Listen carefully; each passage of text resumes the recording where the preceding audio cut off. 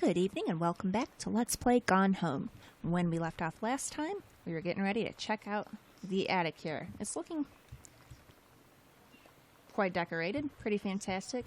I have a feeling there's going to be something exciting here, so let's see. Sam's darkroom. Do not enter if red lights are on. Guess what, Sam? We're going in. Oh. Or not.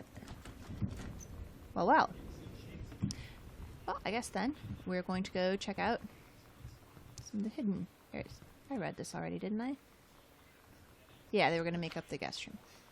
So, let's try... Let's look at our map here.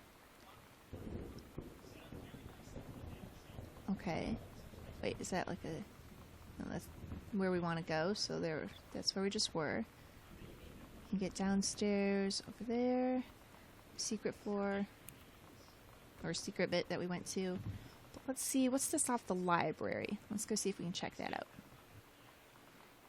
Okay, so down and to the right.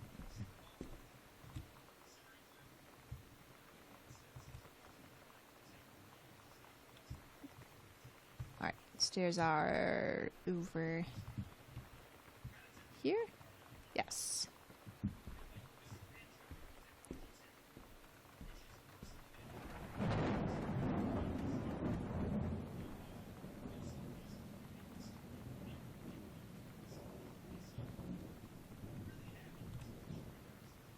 Did I have to go? Oh yeah, I gotta go through Dad's office to get to the library. Okay.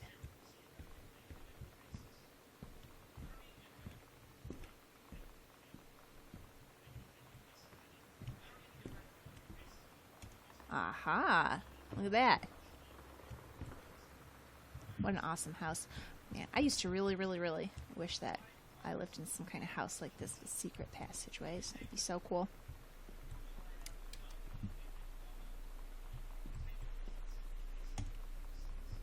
Ghost Hunters, Sam and Lonnie's secret house investigation log. Hidden compartments found 3. Library, upstairs hall, and the foyer.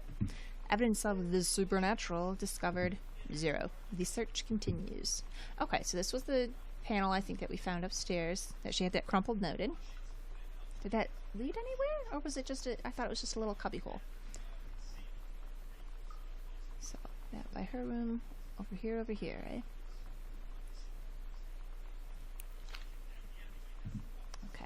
So they're all marked. We'll go check out all those after we finish this. Up the darkened hallway. Well, unless these just look like really old advertisements to me. New styles correctly priced. Yeah, it's just a bunch of old newspaper stuff.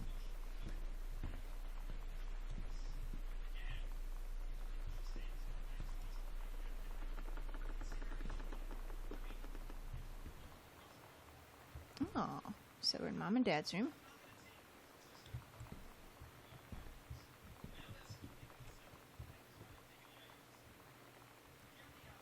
Alright. Where else can we go? So we just went through there. This panel up there.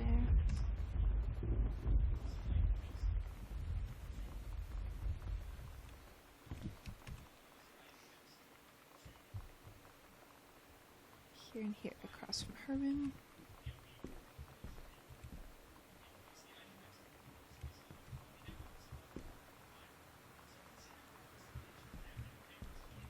Oh, there it is.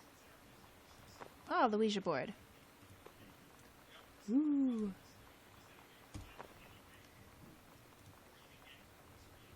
Hello. Who are you, Oscar? What do you want to come back? Oh, to open... Oh, the combination. So turn first number left, turn right. So, we've only got half. We're going to have to find the other half. Alright, and then there was the stairs.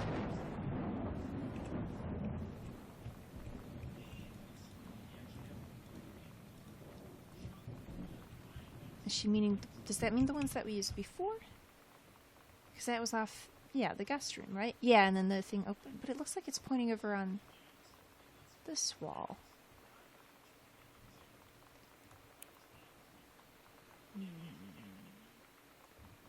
up to the guest room, yeah. Down to the basement. Oh, do we have another one here that I missed? It's looking like, and one here. Alright, let's go find all these panels. So I think we need to go downstairs again.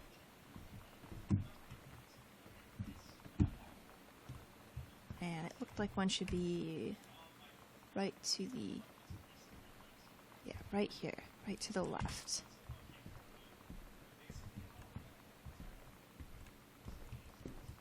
Aha! Alright.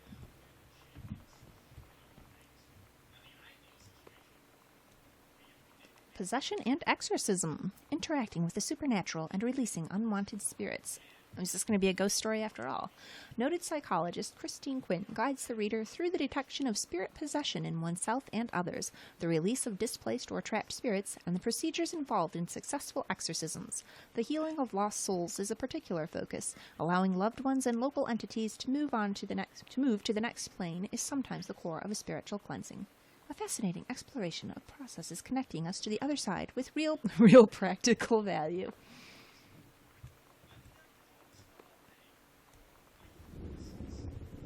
Oh, let's see. Oscar. Yep.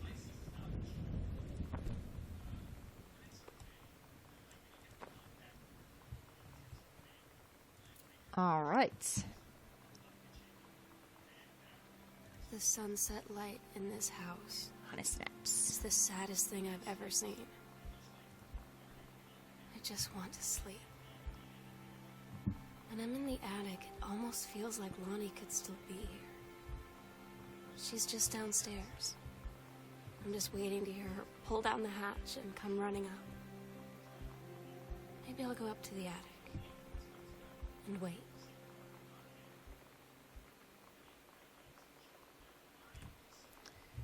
Alright, so we've got that key, and I do kind of want to run right up there. But first, I think we should find this little panel.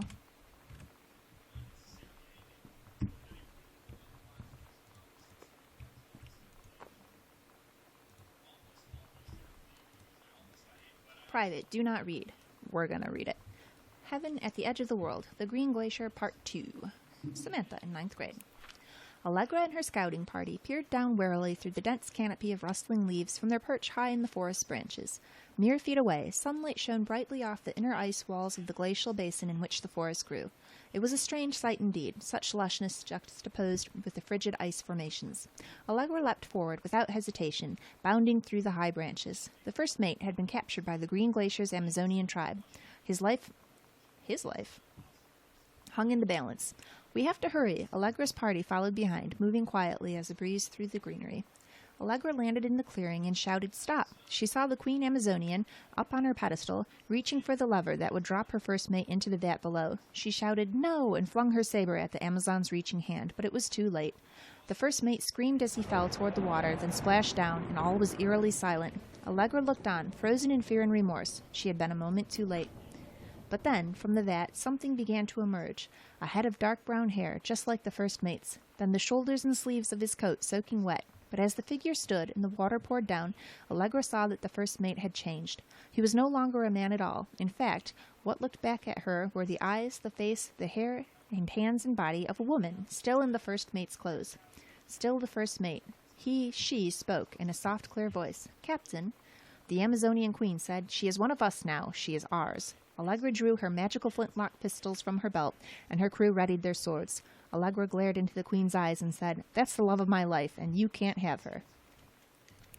Aha. Okay, and there's the rest of it.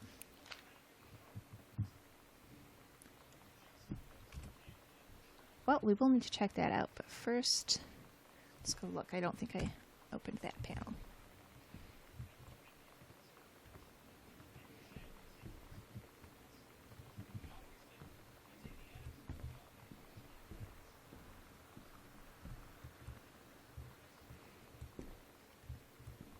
So that's a pretty cool little story there, really, that she just had. I like that game. That's clever. The Misfits. At Todd's brother's place after the show, there was only a futon to sleep on, so Lonnie and I shared it. The lights went out. I was turned toward her. My eyes started to adjust, and then I could see she was looking at me, too. In the dark, she smiled. My heart was beating so fast. I rolled over. I felt so, I don't know, nervous? After a minute, she put her arm around me and was so close and whispered in my ear, "I really like you." I just nodded my head, and I really hope she could tell. I really hope that she meant what I think she did. I felt like a shook-up can of soda ever since. I hope we have the chance to talk before I explode.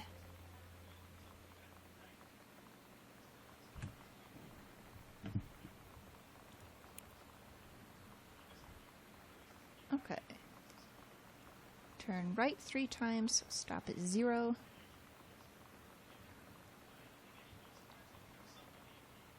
All the way left. Wait, left 1 number. Full turn passing 1. Stop. Ugh. 051.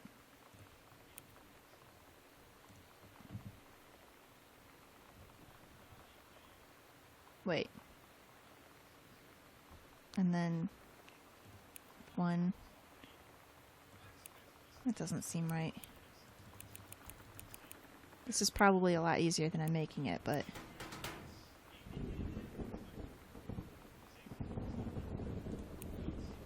let's read that again.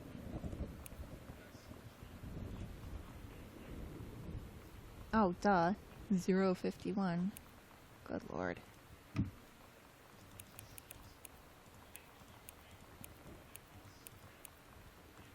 There we are. Alright, what were you hiding in here, Sam? A key. And there's Lonnie, with her red hair. Lonnie came over today. But everything was different. She was sitting at my desk chair, and she wouldn't look at me. Finally, I asked her what was going on. She said she felt like she'd done something wrong that night in the city. Like I must think... But I said no. There was nothing wrong. I just wanted to say... But I couldn't find the words.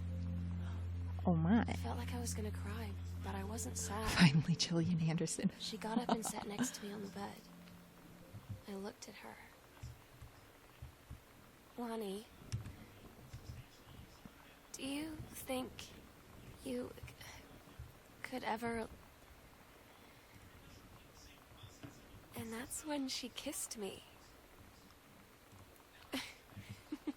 Alright, her story's important. I'll stop a minute.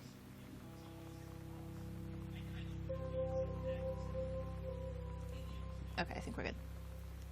The Brother 150. Of course it's a Phaedrus. New for 1965. This is the one me and my dad are building. Want to go for a ride when it's done? And over here, Samantha Greenbrier, year 11. Teacher Fletcher, period 5. Shop 1, metalworking and engraving. C-. Not a challenging assignment. Metal plaque for family portrait. Reasonable subject, but not complex. When I said that mom and dad should be replaced with parents' names, I did not mean just add them underneath. Acceptable leveling on edges. Show more pride in work.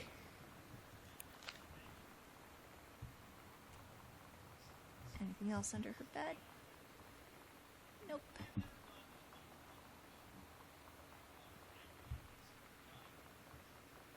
What's the... I'm pretty sure I got that before. Yeah, that was the Chun-Li codes. Okay. So, now I want to go to the basement. What's going to be the fastest way? Through the guest room, maybe?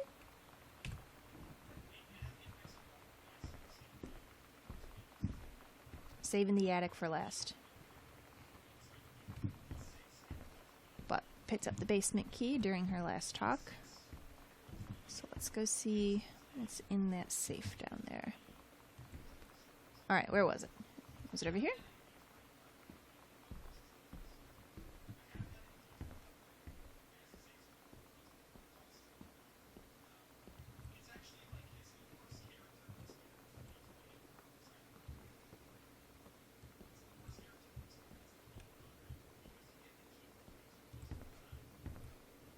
wasn't in here, was it? Yes, it was. There we go. Oh, but this is a combination too.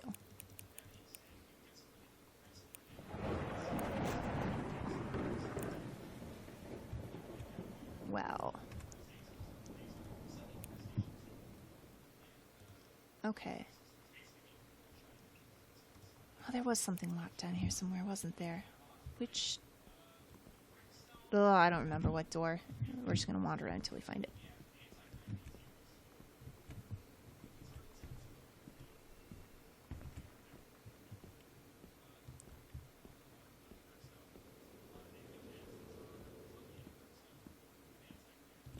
Nothing over there, right? Right, okay.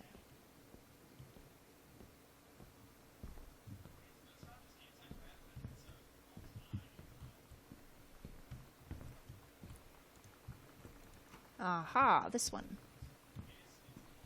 So where are we now? Oh, just in this hallway. That's not that exciting. Oh, let's go to the attic then.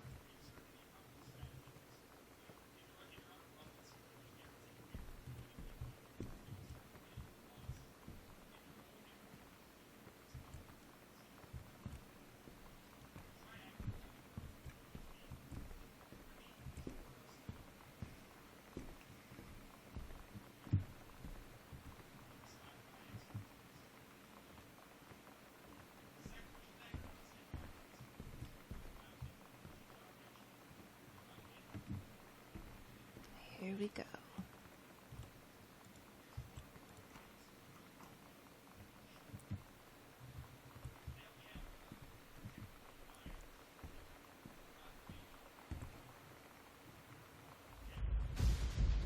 Alright, a little nervous about this.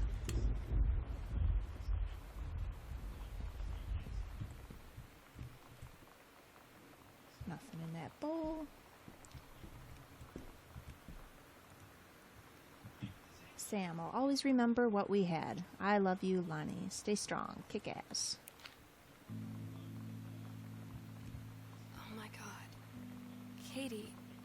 I fell asleep in the attic. In Lonnie and my old spot. And I missed the first 2 calls. I just barely caught the 3rd one before the machine got it. And it was Lonnie. On a payphone.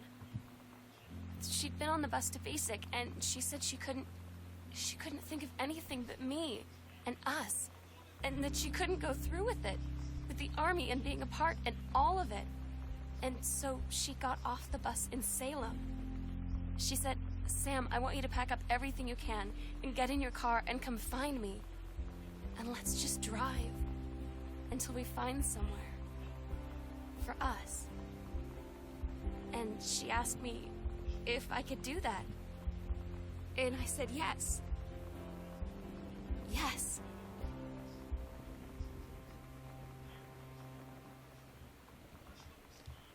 So that's where she is. Line fixer. This is all her photo stuff.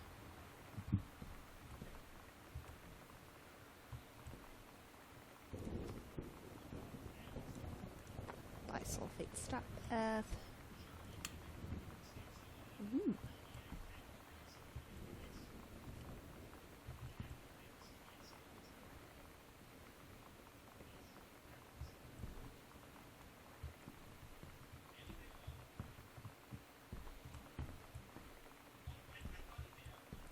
Letters to Katie.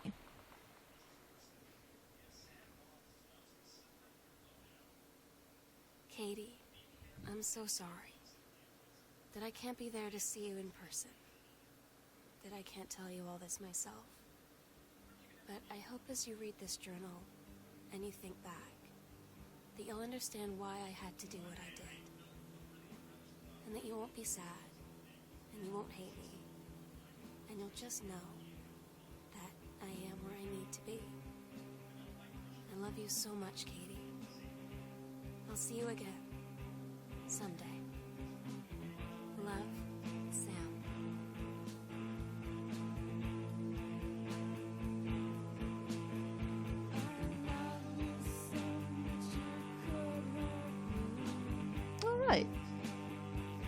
But I never opened that safe down in the basement, so I wonder if there's something important in there too. Alright, that was pretty cool, because I didn't know. It strung me along. I thought this was going to be like a devastating ending. So I'm happy for her that it's working out. She gets to be with her girlfriend. But at the same time, it seems like, does she really have to give up everything for that? I mean, her parents were in denial. That does suck. But they also, I mean, I guess at least they weren't hostile, maybe? I don't know, I guess I'm thinking too practically. I should be, I guess, swept in the emotion of it. And I am happy for her. She's happy. She was terribly depressed, but now it's okay.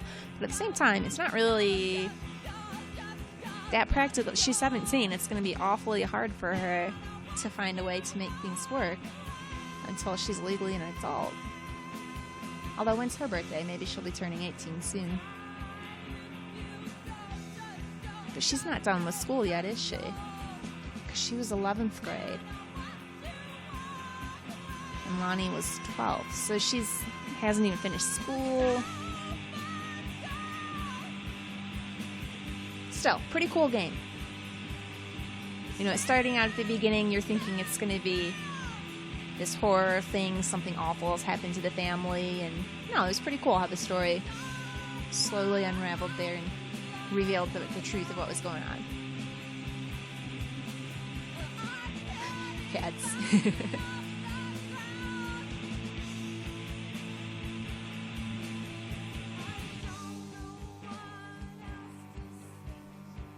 I'm going to go ahead and let the whole credits play, and we'll see if there's anything at the end.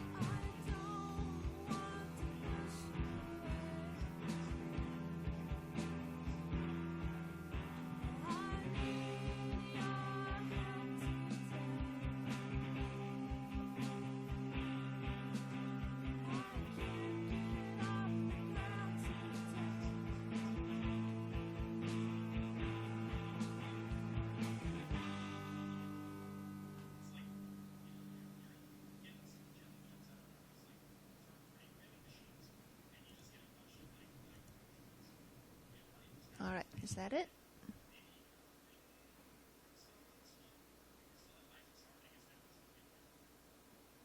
It is. Alright, so that was Gone Home. Like and subscribe if you enjoyed this. Check back next time, see what game I'm playing next.